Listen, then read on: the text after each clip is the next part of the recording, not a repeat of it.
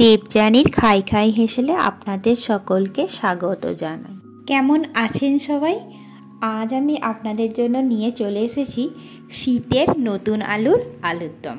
এই আলুর দম বানাতে অবশ্যই আমার এখানে আলু লাগছে, 1 কেজি আলু রেখেছি। আর রেখেছি কিছু মশলা তৈরি করব বলে পোস্ত, গোটা গরম মশলা, মৌরি, গোটা জিরে, আর এখানে আছে শুকনো লঙ্কা, আর আছে গোলমরিচ।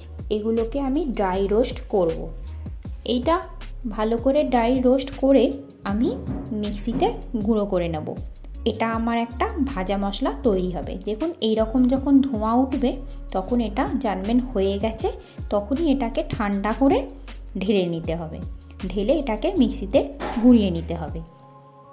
তো আমি এখানে মশলাটা গুঁড়িয়ে নেব। এটা ঢালতে ঢালতে আপনাদেরকে একটা কথা শেয়ার করি। আমার আসতে একটু দেরি হয়ে গেল রান্না নিয়ে। তার একটা মূল কারণ হলো আমার মেয়েদের পরীক্ষা সামনে, তাই। তো আমি এখানে টমেটো নিয়েছি আর কাজু নিয়েছি 50 গ্রাম, আর টমেটো 4টে বড় বড় নিয়েছি। এবার এগুলোকে সব একটা পেস্ট বানাবো। এখানে আর কিছুই লাগছে না, এইটার পেস্টটা দিয়েই আমি তৈরি করব আলুর দম। এটা হচ্ছে একটা নিরামিষ আলুর দমের রেসিপি। আমি এবার কড়াই বসিয়ে দিয়েছি। কড়াইতে আমি দিয়ে দেব 100 গ্রাম মাস্টার্ড অয়েল। এখানে তেলটা একটু বেশিই লাগবে, তার কারণ হচ্ছে যেহেতু নিরামিষ রান্না আর আলুটা যেহেতু 1 কেজি আছে, তাই তেলটা একটু বেশিই লাগছে। এখানে আমি আলুটাকে একটু ভেজে নেব। আলুটা আমি জাস্ট একটু তেলেতে ভেজে তুলে নেব। খুব বেশি ভাজা হবে না, জাস্ট তেলেতে একটু নেড়ে চেড়ে নেব। যেহেতু নতুন আলু তাই একটু ভেজে নিচ্ছি। এটা যদি আমরা নর্মাল যে আলুতে হয় তাহলে এটা ভাজার দরকার হতো না, কিন্তু নতুন আলু বলে এটা একটু ভেজে নিচ্ছি। জাস্ট একটু ভাজা হলেই আমি তুলে নেব।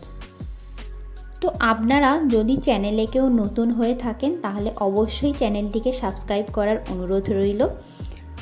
সাবস্ক্রাইব করে রাখলে আর পাশে থাকা বেল আইকনটি যদি প্রেস করেন তাহলে যখনই আমি এই চ্যানেলে নতুন ভিডিও আপলোড করব সবার আগে আপনার কাছে নোটিফিকেশানটি পৌঁছে যাবে, আর আপনিও দেখতে পাবেন এই চ্যানেলের নতুন নতুন রান্নাগুলি। আপনারা দেখতে থাকুন দেবযানীর খাই খাই হেসেল, আর নিয়মিত আমার রান্নাগুলি দেখুন, ট্রাই করুন, আর জানান কমেন্ট করে কেমন লাগলো আমার এই রান্নাগুলি।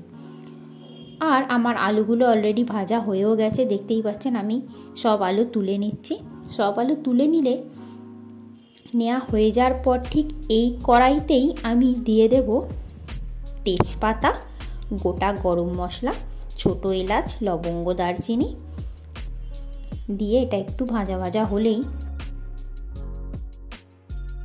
দিয়ে দেব রঙের জন্য 2 চা চামচ কাশ্মীরি রেড চিলি পাউডার, আর দেব 1/2 টিস্পুন হলুদ গুঁড়ো।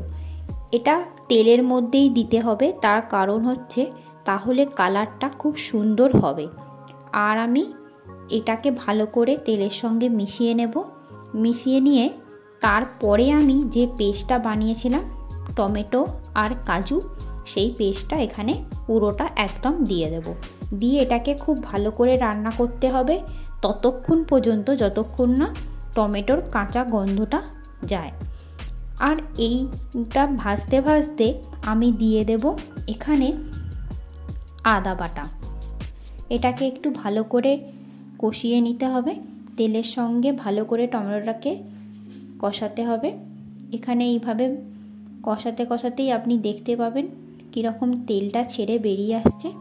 ঠিক এই স্টেজেই দিয়ে দিতে হবে আদা বাটা। এই সময় গ্যাসের ফ্লেমটাকে একটু মিডিয়াম করে রাখতে হবে। এই সময় আমি দিয়ে দিচ্ছি আদা বাটা 1 টেবিল চামচ। এটাকে ভালো করে মেশাতে হবে। আদাটার যতক্ষণ না কাঁচা গন্ধ যায় ততক্ষণ আদাটাকেও ভালো করে রান্না করতে হবে টমেটোর সাথে। এটাকে খুব ভালো করে মিশিয়ে নিয়ে আমি একটু ঢাকা দেব 5 মিনিট। ভালো করে মেশানোর পর ঢাকা দিয়ে 5 মিনিট হয়ে গেলে ঢাকনা খুলে নেব। তাহলেই বুঝতে পারবো তেলটা কীরকম উপরে ভেসে এসছে। আমার 5 মিনিট হয়েও গেছে, দেখুন, দেখলেই বুঝতে পারবেন ঢাকনাটা খুললে তেলটা কীরকম উপরে ভেসে এসছে। ঠিক এই স্টেজে আমি দিয়ে দেব যে আলুগুলো ভেজে রেখেছিলাম সেই আলুগুলো। এখানে একটা কথা বলে রাখি, যখন আমি আলু সেদ্ধ করেছিলাম তখন কিন্তু আলুতে আমি নুন দিয়েই সেদ্ধ করেছিলাম, তাই আপনারা যখন আলুর দমটা করবেন সেটা মাথায় রেখেই কিন্তু নুনটা দেবেন। আর আলুটা অবশ্যই সেদ্ধ করার সময় নুন দিতেই হবে, তার কারণ হচ্ছে নাহলে আলুর মধ্যে নুনটা যাবে না। আমি আলুটা দিয়ে ভালো করে মিশিয়ে নেব। ভালো করে মিশিয়ে নিয়ে তারপর প্রয়োজন হলে আমি জল দেব। এবার আপনারা জলটা বুঝেই দেবেন। এখানে আমি অবশ্যই গরম জল ব্যবহার করব। যদি জল লাগে, তবে মনে হচ্ছে দেখে জল অল্প লাগবে, তো আমি সেক্ষেত্রে গরম জল ব্যবহার করব। এটা মেশাতে মেশাতে আপনাদেরকে আজকের টিপসটা শেয়ার করি। অনেক সময় হয় না, আপনারা মেটে চচ্চড়ি বানান, তো মেটে চচ্চড়ি বানাতে গিয়ে দেখতে পাওয়া যায় মেটে একদম শক্ত কাঠ হয়ে আছে। তো কি করে এই মেটেকে নরম করবেন? মেটে কিনে আনার পরেতে দুধের মধ্যে 1 ঘন্টা ভিজিয়ে রাখুন, তারপর সেটাকে মেটে চচ্চড়ি রান্না করুন। এই স্টেজে আমি দিয়ে দিলাম 1 টেবিল চামচ যে ভাজা মশলাটা আমি করে রেখেছিলাম, সেই ভাজা মশলাটা। এবার এই ভাজা মশলাটা দিয়ে ভালো করে আলুটাকে আমি কষিয়ে নিচ্ছি। আর এই স্টেজেই আমি দিয়ে দিয়েছি স্বাদ মতো নুন। নুনটা আমি স্বাদ মতো দিয়েছি, আপনারা আপনাদের স্বাদ মতো নুন দিয়ে নেবেন। যেহেতু আমি আলুতে নুন দিয়েছিলাম, তাই আমি এখানে খুব অল্পই নুন ব্যবহার করেছি। এটা আমি দেখাতে পারিনি, তো আপনারা নুনটা অবশ্যই দিয়ে দেবেন। আর আমি এখানে ব্যবহার করছি গরম জল। জলটা খুব বেশি দেওয়া হবে না, এখানে আমি 1/2 কাপ মতো জল দিলাম। 1/2 কাপ দেওয়ার পরে মনে হচ্ছে আর একটু লাগবে, তাহলে পুরো 1 কাপ জল আমি এখানে দিলাম। দিয়ে এটাকে ভালো করে মিশিয়ে আর 5 মিনিট ঢাকা দেব। ঢাকা দিয়ে দিলেই তাহলে কিন্তু আমার একদম রেডি হয়ে যাবে আলুর দম।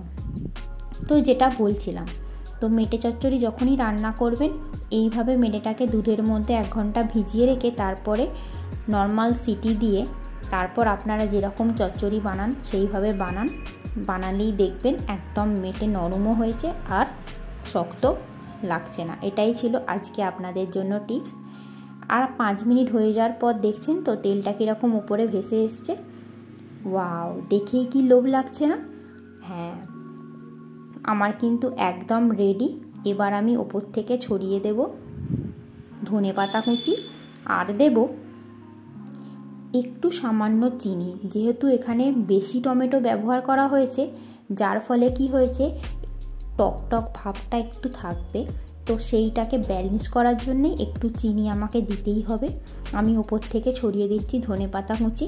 ধনেপাতাটা আপনারা আপনাদের মতো করে দেবেন, এখানে মোটামুটি 1 আঁটির মতনই ধনেপাতা আছে। আর আপনারা যদি চান তাহলে আপনারা এই সময় কড়াইশুঁটিও ব্যবহার করতে পারেন। আমি এখানে দিয়ে দিচ্ছি 1/2 চা চামচ চিনি আর দিয়ে দিচ্ছি 1/2 চা চামচ হিং। এটা অবশ্যই দিতেই হবে হিংটা, এটা স্কিপ করলে চলবে না, এটা কিন্তু দিতেই হবে। দিয়ে এটাকে ভালো করে মিশিয়ে আমি কিন্তু এইবার সার্ভ করব। এই আলুর দম আপনারা লুচি, পরোটা, কচুরি যে কোনো কিছুর সঙ্গেই খেতে পারবেন। আমি আজকে সার্ভ করছি লুচির সঙ্গে। ওহ, দেখেই যা লোভ লাগছে। তো তাড়াতাড়ি চটপট বানিয়ে ফেলুন, শুধু দেখলেই তো হবে না, খেতে হবে আর জানাতে হবে কেমন হলো এই রেসিপিটা। একদম দোকানের স্টাইলে যেরকম ওরা আলুর দম দেয় কচুরির সঙ্গে, একদম তেমনই হয়েছে।